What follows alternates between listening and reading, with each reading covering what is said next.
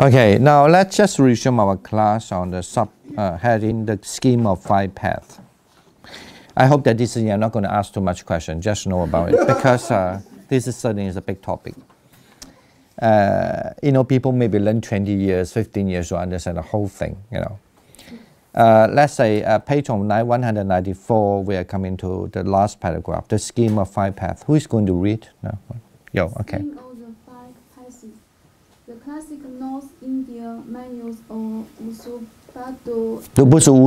So Vasubandhu. And Asanga mapped out the path according to the system of 5 paths. The path of equipment. You don't have to read that. I guess it's too difficult. Yeah. The path of application, the path of seeing, the path of development, and the path of completion. Of the adept, the path of equipment covers the general basis of the spiritual life in the form of faith, generosity, good conduct, and the preliminary development of calm and insight. The path of application consists of the further development of calm and particular insight.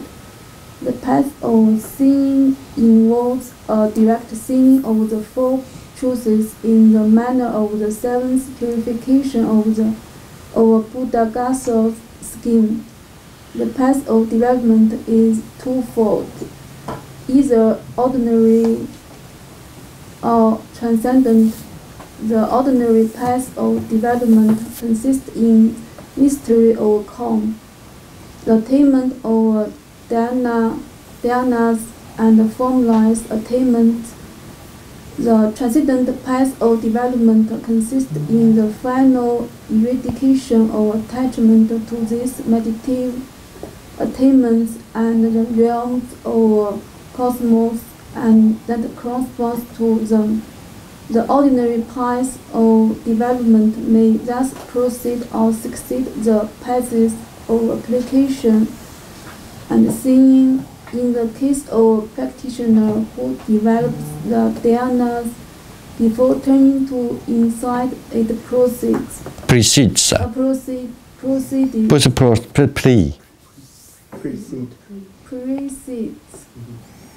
Precedes.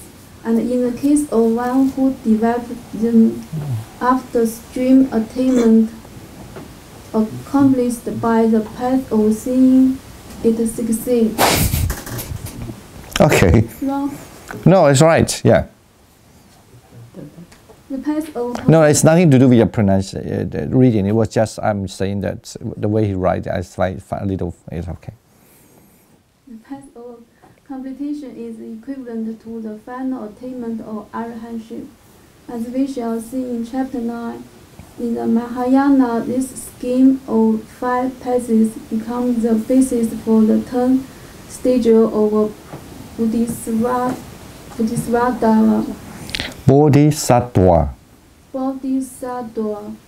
Path. See table 7. All right, thank you. I guess there were a few terms that try to remember, like Buddha, of course, you know the term, and Bodhisattva, just Bodhisattva, but in, try to remember how to pronounce that Bodhisattva, or Bodhisattva. Bodhisattva is a Pali. Bodhisattva is the Sanskrit word. Okay. All right. And next one, in his Abhidharma Kosa.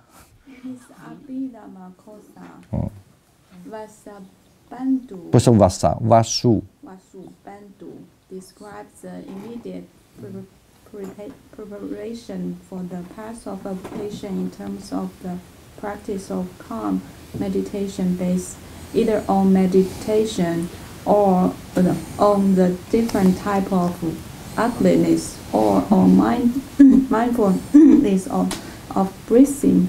The practitioner develops one of these until he or she attained concentration samadhi. Vasubandhu doesn't specify of what degree, but no doubt excess or dhyana is intended. The meditator then turns the mind towards insight by means of the practice of the four establishing of mindfulness. Satipatthana. Satipatthana, this establishing of this is an extremely old and important set of meditation based on different contemplations of the body, of feelings, of the mind, of fourthly, of physical and mental process. All right, thank you. Next one.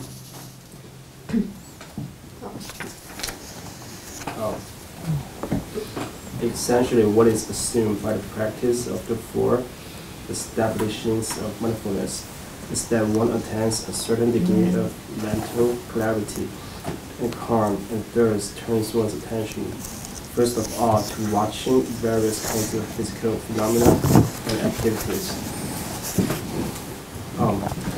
then to watching feelings as pleasant, unpleasant, or neutral, then to watching one's general mental state, and finally, at the fourth stage, to integrating the previous three stages, so that finally one watches the totality of physical and mental process.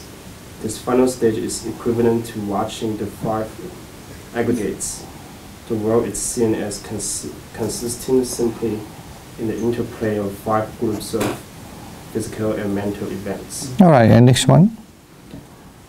Vasubandhu presents this state of contemplation as involving a gradual movement from the gross to the subtle.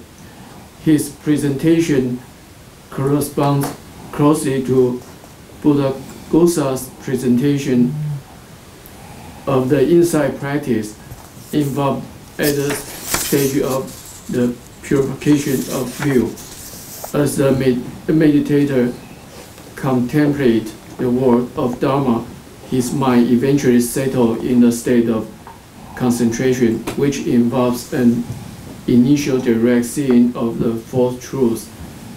This attainment is described as the heat of growth of wisdom, and it marks the first stage of the path of application. The attainment of the growth is the first of four stages of penetrating insight. The subsequent three stages are known as Sammi, acceptance, and the highest ordinary state. Yeah, next one. Yeah, thank you.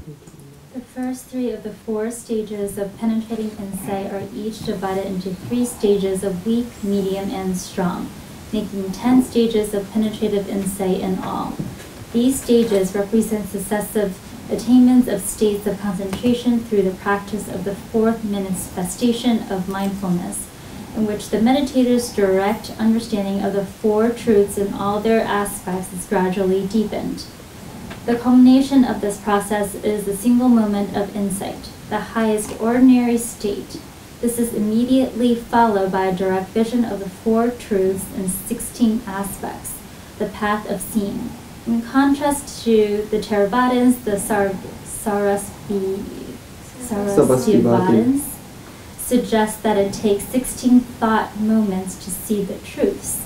This appears to be the theoretical constructed notion, in part connected with the idea that since one can only know one thing at a time, one could not directly know samsara and nirvana, suffering and its cessation, the conditioned and the unconditioned, in a single moment of thought. Interestingly, the Theravadins suggest one can, but the length of a moment of thought is understood as so short that even for the Sarvastivadins, the path of seeing is still understood as in effect instantaneous. Strictly, the path of seeing endures for only 15 moments and is once more understood as the fulfillment of all the 37 conditions contributing to awakening. The 16th moment is taken as belonging to the transcendent path of development and constitutes the attainment of the transcendent fruit. Okay, why don't we just finish all the reading first? Okay, then you won't ask so much questions. Okay, what happens? Okay. What happens in the attainment of the transcendent path and fruit is said to depend on one's previous practice.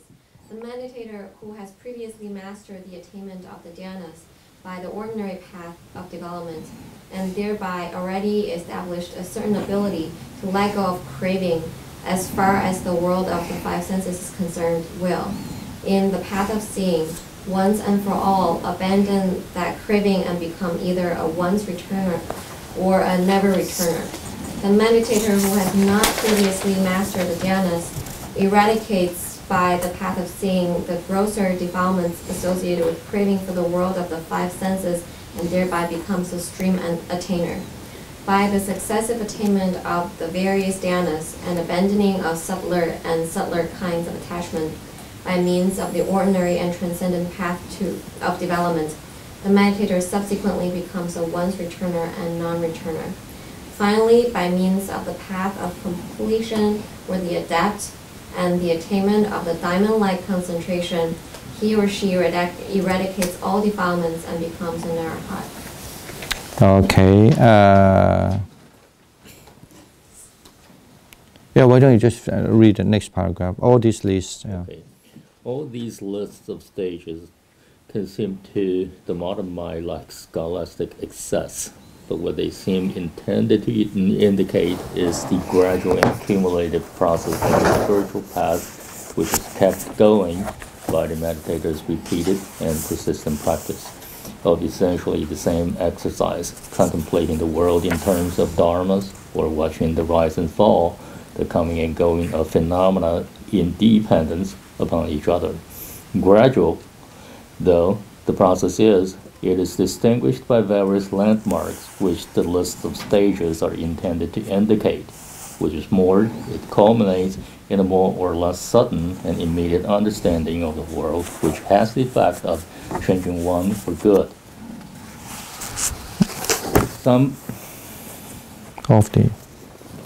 Some of the ancient similes for the process of meditation practice evoke the experience of this rather more vividly than all our list of stages. As mentioned or a mason's apprentice, when inspecting the handle of his chisel, sees the impressions of his fingers and thumb, and yet has no knowledge that so much of the handle has been worn away on that day, so much the day before, so much previously. But when the last bit has been worn away, then he has knowledge. Just so, the monk who lives engaged in the practice of meditation has no knowledge that so much of the defilement has been worn away that day, so much the day before, so much previously. But when the last bit has been worn away, then he has knowledge. Okay, thank you. Wow, we have the last time. Come to the next paragraph. Any comment? I have a question. Table 7, page 196. The last three, counting from the bottom, the third from the last one. I think the summit and acceptance was reversed.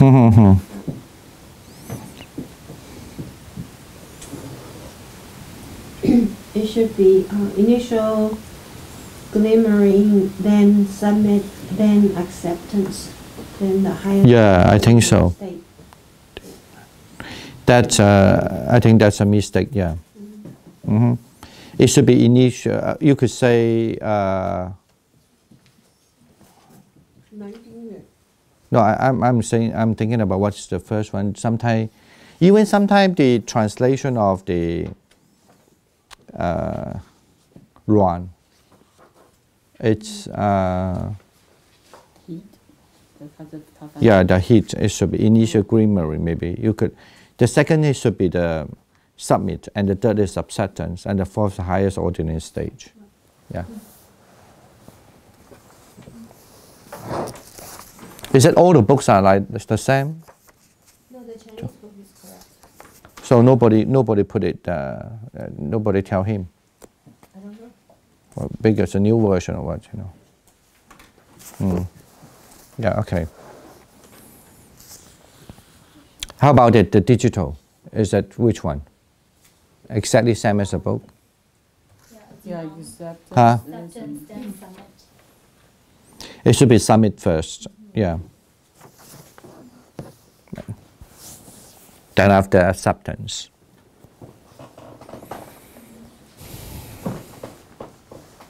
Okay. Yes. So I thought this whole path is the Mahayana's path. Then how come in the end they still attain arahantship? This is Arahant part. But I thought Buddha No. Here. and Vasubandhu are both Mahayana. No. Okay. Asanga and Vasubandhu, even though later on they you could say they would convert to Mahayana, but still not, maybe put it best to say this way, they still have to talk about how to become Arahant. Okay? I thought if you want to become a Buddha Sattva, you're not concerned about becoming an Arahant. But that's okay. Maybe yes or no. I don't want to say that for sure, but for sure that they know they are not only just Bodhisattva exist, they are still Arahant exist. Okay. Maybe the confusion was that maybe perhaps you think that Mahayana doesn't train or develop their skill as much as the Sun Wen Sung. The Shravaka. Yeah. But actually they go through the same kind of practice. Yeah. Yeah, so Yeah, I think my confusion is I thought this confusion was going to eventually lead you to like how to become No. It's, Sattva Buddha. you know that we always here they didn't say that, it says all for Arahant. What is that confused? Because this is the Northern Indian manuals, I guess, like that, like which I thought earlier they mentioned that this is for the Mahayanas. So I guess they have a whole separate system to attain Buddha-sattva status. This is just for people who want to attain arahantship, and then do they have a separate path for people who want to attain Buddha-sattva and Buddha state? Yeah, according to certain Mahayana, of course, then that's why when you look at the table, they have a Bodhisattva stage. But look at the Bodhisattva stage. When you look at the Bodhisattva stage, all these stages is still under of cultivation and of adapt. See that or not? So it's almost like indicate that even the Bodhisattva, they have to base on these four what to call, I don't know how to translate here. Nirveda mean these four like equipment, application, and seeing. They still have to base on these four to reach the further stage. But in the end, they become an arahat, not a Buddha. I explained this many times already. Yeah, but like in Theravada tradition, like there's not that big of a difference. No. They still may be almost the same. There's no big difference in any tradition that they will come to a certain stage, but only maybe there's a little controversial which stage, okay, and how do you name the stage. But all the stage, they suddenly come to a certain stage, they practice the same thing. Just come to a certain stage, you choose to become Arahant or you choose to become a Bodhisattva. But in Theravada, generally, do not talk about how to become a Bodhisattva. But actually, if you look at the commentary, they also mention about this thing, but it's just not like popular belief. Okay. So does that choice happen right before you obtain arahantship, like after you already finished the first three?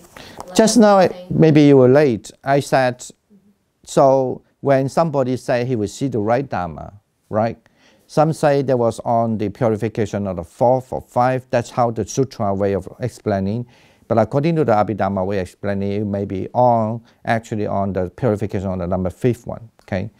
That you will stay in a certain stage. That's the time you always can stay as almost like as emptiness. And to make a choice, either that part or either in previous part, previous purification, you can make a choice. You don't have to make a choice according to Theravada. There's no choice. It's just you cannot enter the stream enter. Okay. Get it now? But maybe according to Mahayana training in earlier time, that you have to make a choice. Either we are here now, you want to go this way or go that way. Almost like you want to graduate or you want to continue to have like postdoc research, maybe. I don't know. You know, and you can have postdoc ever research, right? Or you have completed your PhD. Okay. But in the Theravada, traditionally, because since they have no such encouragement and no such a clear way of explaining how, but of course some Theravada also defend that it's not true, because like that's why one of the very Burmese monk wrote a 2 big volume book about a bodhisattva.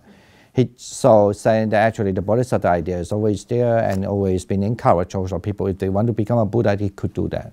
But I'm just talking about now in the present time. Generally, Theravada do not talk about Mahayana. No, I won't say Mahayana. We don't have the term Mahayana. It's not important. The term is invented later. But they do not talk about how to become a Buddha. Okay. But I also said the story, but their monk believed that they want to enter the stream enter, they couldn't.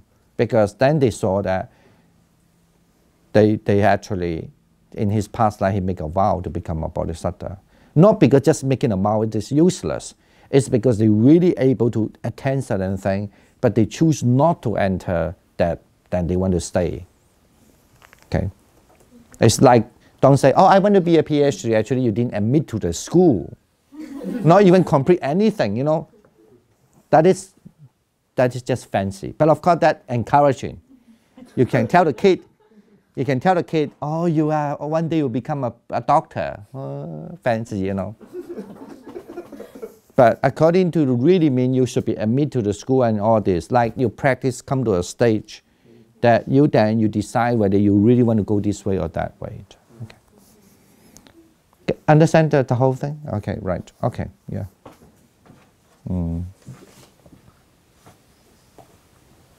Yes. So another question is like, in the 7 stages of purification, it sounds like the insight meditation, they start with the 5 aggregates. Like, so like you have like good conduct and good merits first, but then you start with the 5 aggregates of insight meditation. Like, do they still do the 4 stages? Like, do they still do like the body, the sense, the heart? Maybe best to say this way. Of course, then there are so many later on in Abhidhamma, and they have so many different ways to practice.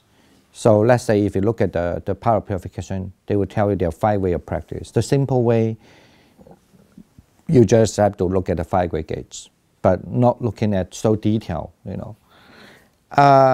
But I know your question is about whether that 5 aggregates have anything to do with the four foundations of mindfulness. They are, because the mindfulness on the body means the form, right? The aggregates of the form. The mindfulness of the feeling means aggregate of the feeling, right? So in. And then the mindfulness of the mind is aggregate of what? It's aggregate of the mind, right? When you can say the aggregate of consciousness. The last one, the mindfulness or the foundation of mindfulness of this Dharma, so that is including the samskara, the aggregate of the samskara. That means the xingyun, the formation as well as the perception. Actually, it includes everything, but you could say they pay more attention on these 2. You could just analyze in such a way. Yeah, but they actually is the foundation of the Dharma should be include everything. Yeah. Understand? So you can on the Dharma without practicing the previous three first? That's arguable. That's the reason why in a certain school say that feeling is the only one. If you settle down the feeling, you'll be fine. Some said mind is the main thing. If you settle down the mind, then you understand the other. I guess sometimes this has to do with understanding the Dharma, meaning the items that you learn. Something that when you practice, you should be able to understand these items. Some argue that that's just not necessarily important. Your achievement is more important. Because you may spend your time to investigate all these Dharma or the items, but not necessarily you reach the destination. So this is the reason why I have to tell you, none of the teachers will agree to each other, because some teachers still think that you need to learn the items. Some, they say, and if you don't go through the items, they will not agree with you. And they will ask you to go back to learn the items again and again. And some, they thought the main thing is that you get enlightened. I mean, like either you see the Dharma or see the... Because if you see the Dharma, the main thing about, if you look at the Sutra, to see the Dharma is all about the three signals, the three marks. So that you should take the three marks as the most important than the items. So that means that each of the Dharma. I don't know. So here I say, this is the reason why now that's to me, if I want to generalize it, that's the reason why there are so many different types of teachers have different opinions. Even though they have the same goal or same kind of, almost they have the same approach, but they really have different, because some emphasis on items is very important. So, yeah. Okay. All right. No question? I have one more. Yeah. So, are you sure that this question relates to what we're reading? Yeah. So in both paths, it sounds like the moment of, I don't know if I can say awakening, the moment of like seeing the truth, the Four Noble Truths. It sounds like they both happen in like a short moment. Like, so after that short moment, what happens? Like, does it last? Or like, do you come out of that state? Like, why is it in both paths like such a short moment that you see the Four Noble Truths? I don't understand your question. I think that may be answered in the last paragraph, last section. So it was saying that like you see like 15 different 15 moments. soft moment, and the last soft moment. It's, so but what happens after the 15 moments? It's become enter the path of seeing. So like that means it's there for you at all times? Huh? Does that mean that like the Four Noble Truths is there for you at all times? Like you're in that state at all times? I don't understand the question. The all time, what does it mean? Oh, I guess... Like after you come out of meditation, like does that still stay with you? Like once you supposed to stay with you, but you know, I mean, of course you might have, you still be conditioned by many things and you forget about it, right?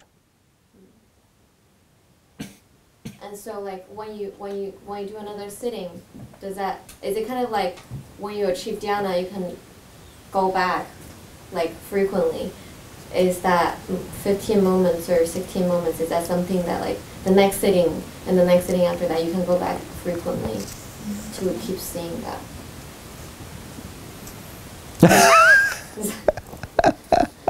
Maybe I'm just so confused with my question. It's actually, yes, I have to put it there, yes, and it's depends how you look at it, but the way that I say that the 15 moments, there are altogether 16 moments there, but the 15 moment is a crucial moment, because that's a moment that you are cross yourself from the part of application to the part for seeing, okay? So in other words, when you reach, the first time you reach to the part of seeing means you become a stream enter. So is that's your question? And once you become a instrumenter, we have the same answer already. Once you become a instrumenter, you could be even not attend anything else in this life because you're too busy and engaged in many things. Or maybe that person have a short life, whatever, and no good place for him, or whatever, many things. So, and he passed away. So, and he may be reborn. The maximum will be 7 life anyway, according to the Pali understanding. So, if he want to become another attainment, say that if he want to work hard to become once returner, a non-returner, or even arahant, then of course he will go through the same thing. Okay. Gotcha. So like to become a once returner, do you just like keep going back? It's almost like if it's almost like reading a book, you know, like you first time read through the whole thing in order to write the report about this book, then you have to go through it. And then you want to become more expert, maybe you will have more sources to base on your writing, but you read the book again. But at the time you know that when you read the book, there's a lot of detail there. You don't have to read the book from first chapter to the end. You can jump, you can go backward, you can whatever you like, the book, right? That's why people, when they have that, the path already, so in any, here as an application, any path, any application he could use it just for his practice. So to reach from stream enterer to once returner, is it just you keep practicing this so much that one day like it transforms again and you become... That's the reason the last answer say that already. To say like a mason, right? People who are mason, so he holding that the knife and the handle. For the first people who do not know how much defilement is gone, but somehow when they practice, the longer they know what kind of defilement, like a handle, they know the handle is going to worn out or not. Yeah. I didn't even understand that was talking about that. I was so confused. Or you're confused because you're stuck in one idea, thinking that Mahayana should not say this kind of thing. But that's why when you learn something, do not be distracted by that. So, yeah. According to my understanding, the so-called the Mahayana in early time, they do not want to address something this because they know everybody addressed that already. They want to address something else. That they think that actually, supposing the Buddha talk about it, but nobody paid their attention on it. So that's why they emphasize it's not. That's why they say to learn Mahayana without a foundation, that's not possible, right? What does it mean? It means even if you practice Mahayana, you don't have this foundation, it's not possible like that. Well, okay. Okay. Any other comment, question? No? May I know what is samsara? What's the difference between samsara and nirvana? Usually samsara refer to 娑婆 samsara 是叫什么中文？轮回 Okay. Yeah. The endless rebirth. Yeah, the endless rebirth, and then nirvana is the cut of the rebirth, right? Why there is a suffering and sensation and the condition and the unconditioned in all of the term? Because this is one to talk about the Four Noble Truths, 苦集灭道.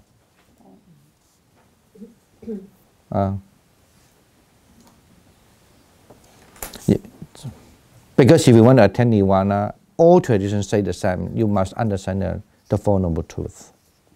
So.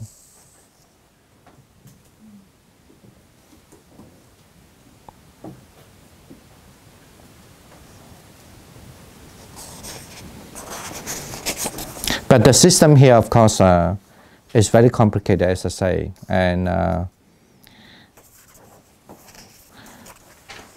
And you can understand, anyway, luckily nobody asked the question. Even asked, I may not answer it also. This is really, really big subject. It's much complicated than you know. Yeah. 我可不可以用中文问？那个软人顶，软顶人，这个是只有在用在修观的时候吗？那修止的时候我们不用这个。修止的时候 ，when you practice a samadhi， 修止的时候 ，it's all in the application. Let me see. The term is called they have put it here. The term, it's equipment. 就是我们叫做这个资粮道。修止只是资粮道。就是有5个嘛，哈。一个就是资粮道，一个就是加行道，然后见道、修道，还有一个就是无学，对啊。那我不懂是软人顶，这个是在1禅还是2禅还是进行定？那就是止啊，1禅、2禅、3禅进行定都是在止啊，就在定啊。所以那没关系，那都是在定啊。如果是在定的话，那当然都是在资粮道而已啊。那么所谓的这个从这个资粮道一直到那个加行道 application， 加行道就是只要4念处啊。可是它放在这里是放在加行道。在哪里啊？我没有看到。资粮道在这里啊。对，然后这边就是软顶的，就是加行道。对。加行道是啊，加行道是软顶人啊，软顶人是一定是4念处的啊。是只有在用在修观。在观对啊，所以资粮道是修定的，跟戒跟定都是资粮道，对啊。英语书里面来讲资粮道和加行道。有啊，那个就是。When you look at the not only even table, they did put it here. So I guess like. No, the scheme of the 5 paths, that's just translation. The path of equipment is the 资粮. The second column. The scheme of the 5 paths, right? We just start to read. You have the Sanskrit word sampara marga. That is the 资粮. That's called 资粮 equipment. And it's the path of application 就是加行 prayoga marga. The path of seeing 就是见道. And the path of development 就是修道。And the path of completion 就是无学是后面那个 of the assays marga 就是无学道。The path of completion nishta marga 就是 nishta 反正就是无有的，没关系，都看你怎么就5道嘛。Because of that reason, that's why usually in the northern school, that's Mother Chinese as well. So that's why they use the word mean you need to follow the path. 就是这5道 you have to follow the 5 paths. Okay. And is this whole thing more complicated and longer because it mentions all the way to get to arahatship versus the 7 purifications basically get you to first? No, the 7 purifications are the same thing. That's towards until you attain arahantship.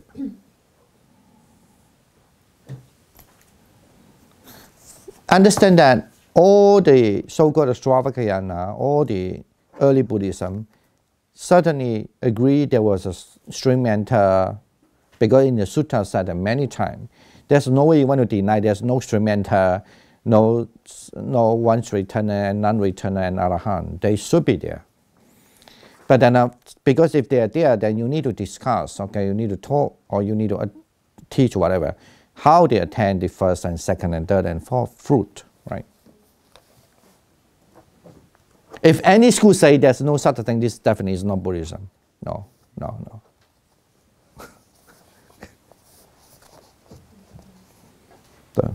Because that sutta is very clear, always mentioned about this, yeah. Okay, nothing, and then we can move on. Because this is, as I say, if you want to study the detail, it takes you 1 year, 2 year, 3 year, 4 year. Yeah.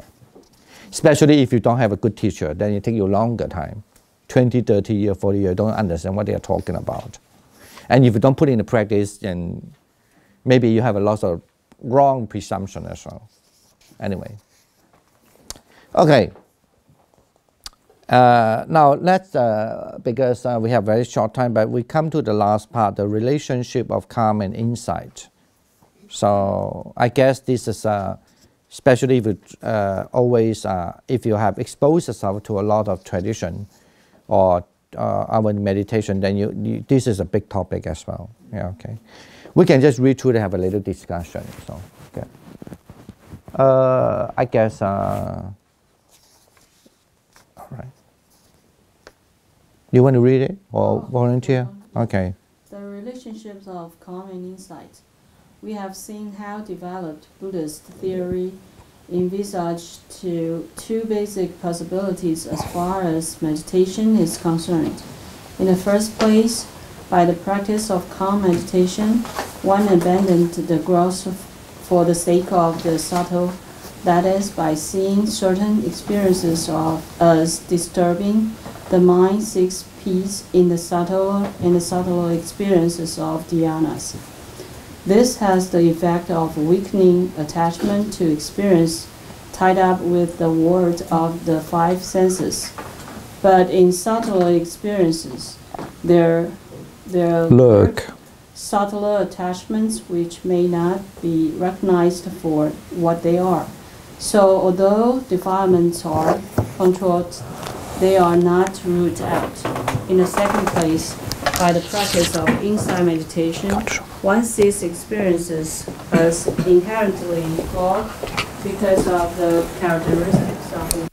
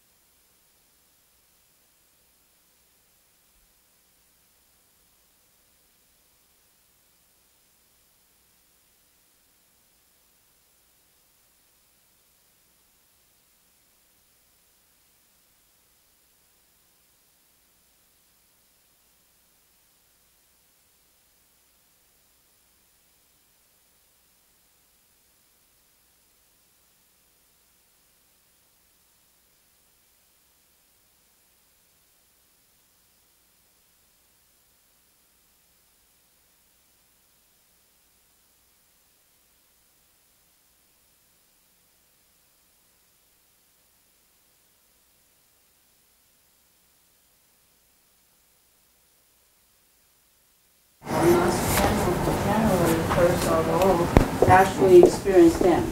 In this way, the practice of calm and insight meditation are bound up together. Okay, so thank you. So next one. Though the theoretical position of the classical meditation manuals seems basically clear, the precise relationship of calm meditation and insight meditation is a live issue for both contemporary historical scholarship and contemporary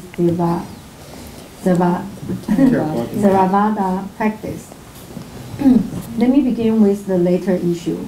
Within contemporary Theravada practice, there is a broad movement of insight meditation that has had considerable influence in the West.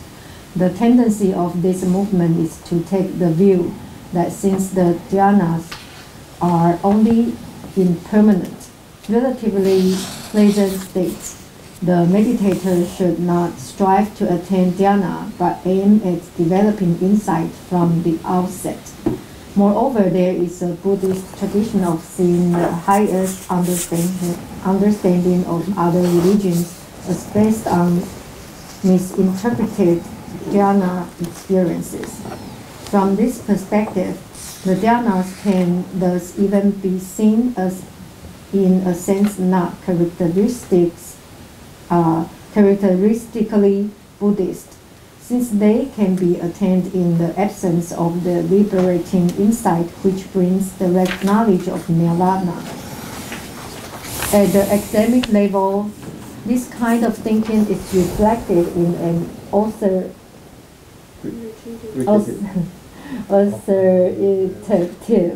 modern the treatment of Theravada meditation by Winston King that presents the dhyanas as taken over by the Buddhist tradition from pre-existing Indian Brahmanical yogic practices.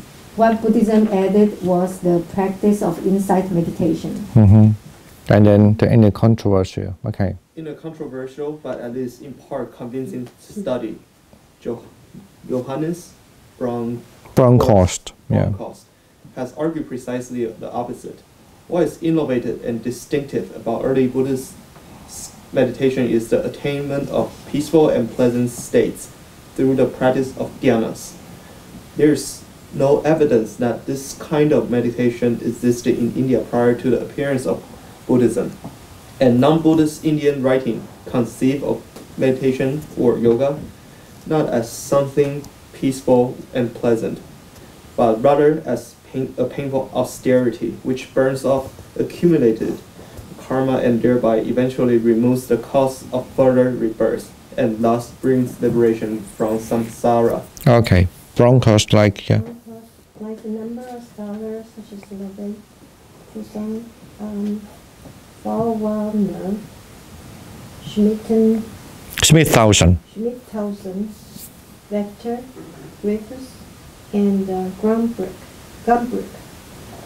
goes on to see certain inconsistency in the early text's presentation of, on the one hand, the dhyana as a path of meditation leading to the arhatship, and on the other hand, discrimination insight into four truths, dependent arising, and the three marks as the way to arhatship. For such scholar, what underlies the early text is a certain tension between the advocates of the practice of meditation in the form of the dhyana and the advocates of the more intellectual and rational approach. The later systematic accounts of the past would thus represent a compromise which tried to reconcile what were in origin quite different conceptions of the nature of the Buddhist past. Any other, I'm sure that you know what is going on, right? So, and then, we can just go, we don't have to read the whole paragraph here, but we can keep on, The argument and textual analysis.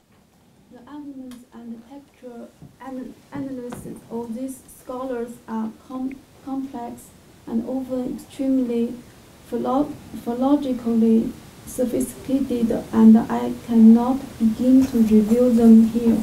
A general comment will have to suffice that some tension between rival approaches underlines the text name issue, yet as Lanson Cousins has indicated from the point of view of the later manuals, it is a mistake to see the tension in terms of either the practice of calm or the practice of insight. The question for them is rather how much calm and how much insight are required and the various stages of the path. Okay, I get that. We can jump here and go to maybe the last paragraph. The systematic and theoretical accounts of the path. You want to read it? The systematic and theoretical account of paths that I have focused on in this chapter may not always represent the final word on meditation practice for practitioners today. Some schools of China and Tibet have adopted them to bring them in line with certain principles of Mahayana Buddhism. Others, such as Chan and Zen schools on the surface, apparently ignore such elaborate theoretical counts. But in one way or another, these systematic accounts and the ways of thinking that underline them have influenced the forms of Buddhist meditation practice of whatever school. All right, thank you. I guess we have a few minutes and see any comments. Yeah. Mm-hmm.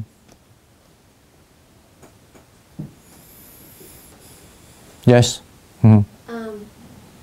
So on page 200, it mentions that in Hinduism, they also try to reach liberation from samsara.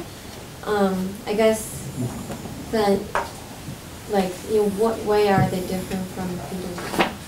Like, I thought Buddhism is to help people end suffering and liberation from samsara. So how is this Hindu religion different from? A lot, I guess, because even though they say they can relieve from samsara, I mean, it's also, here it's just a generalization, because generally when you say the Hindu religion, I mean, which religion you're talking about? I don't know. Yeah, that's what I'm saying. Say, if you say the Jain, for instance, the Jain Buddhism are very similar to Buddhism in some aspects, because they still, yes and no, never say whether it's no, that they don't, whether they believe on a creator or not, they never have answer. It looks like, because unfortunately they still have a tradition passed down, the scripture is not that much retained now. So if you ask the Chinese and Jain, so and then they will say, it's complicated, but I don't think they want to answer the question whether they believe in creator or not. But they still also believe in nirvana, and it's in a kind of way that then someone has completely out of the suffering. So that's the reason why for them, you can ask them and they will give you very different answer. As I say, scripture-wise, they don't have very clear answer about everything, because a lot of things were lost. Samsara is a term mean reincarnation, kind of like reborn again and again. It's always depicted in Buddhism, I mean, in Indian religion, in Indian any religion, as a bad thing.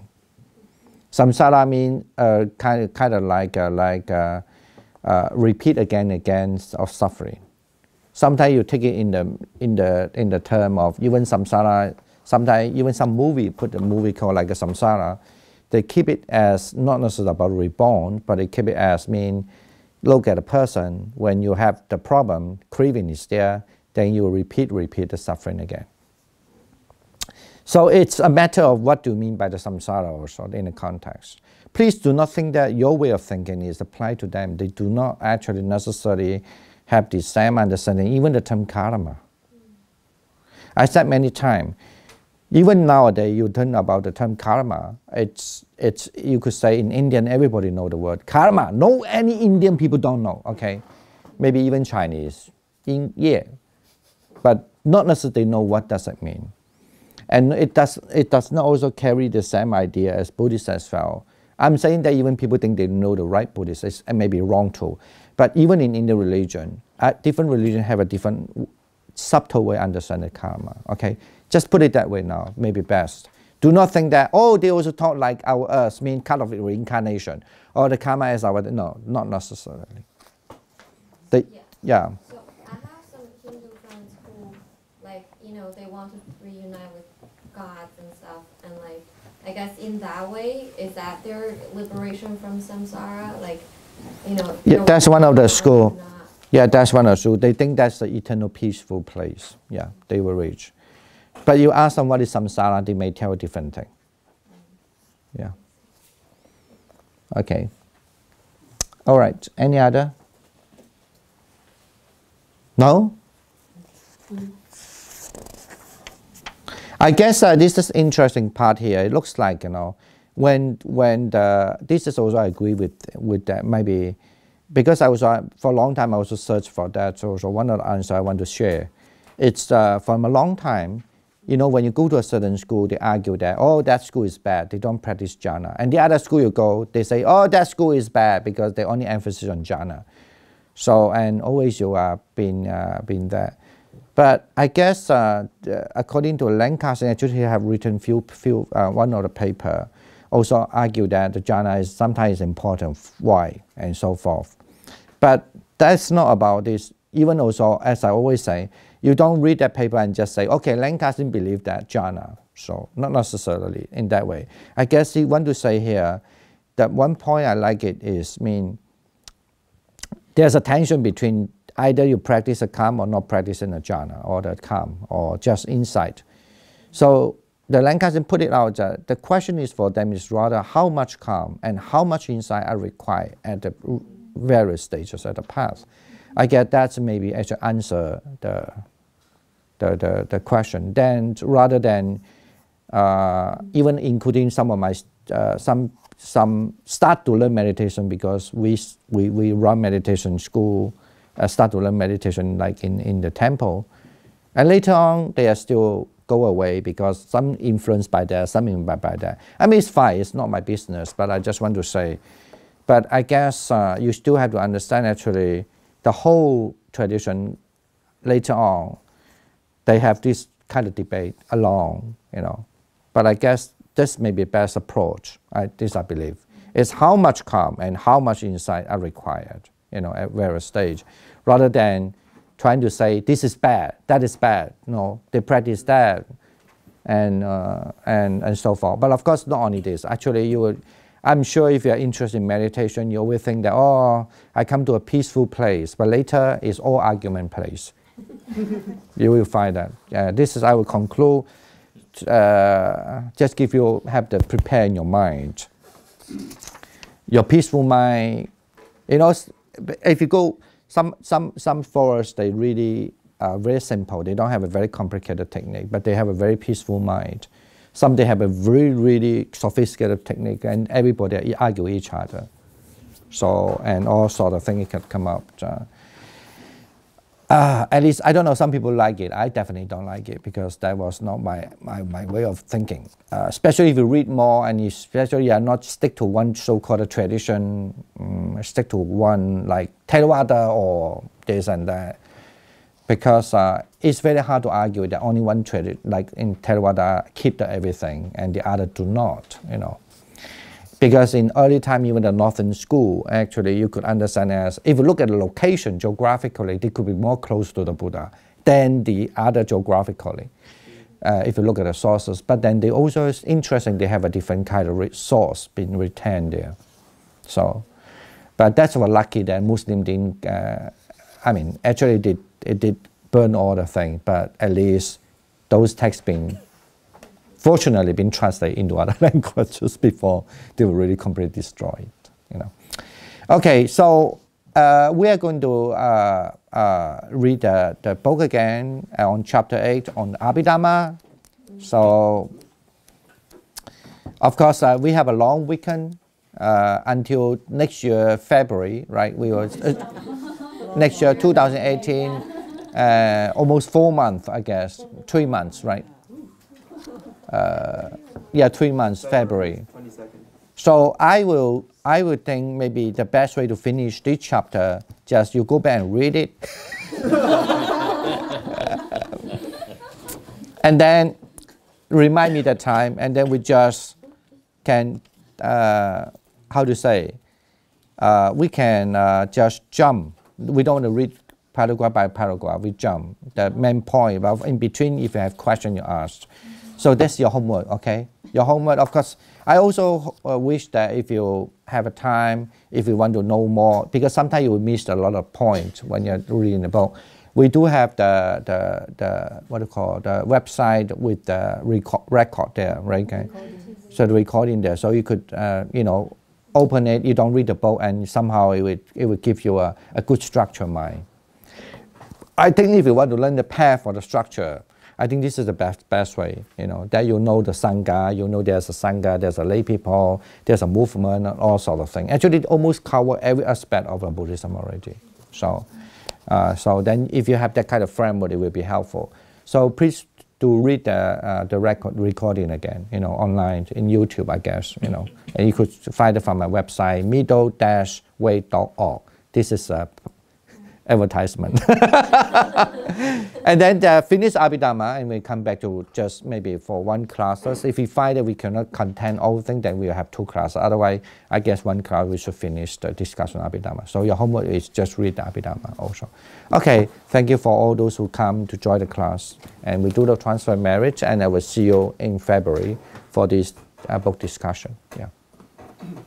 Bhavantu Sabba Mangalam Rakhantu Sabba Devata Sabba Bhutanubhavena Sadasoti Bhavantu De Sabba Dhammanubhavena Sadasoti Bhavantu De Sabba Sanghanubhavena Sadasoti Bhavantu De. Sadhu, sadhu, sadhu. So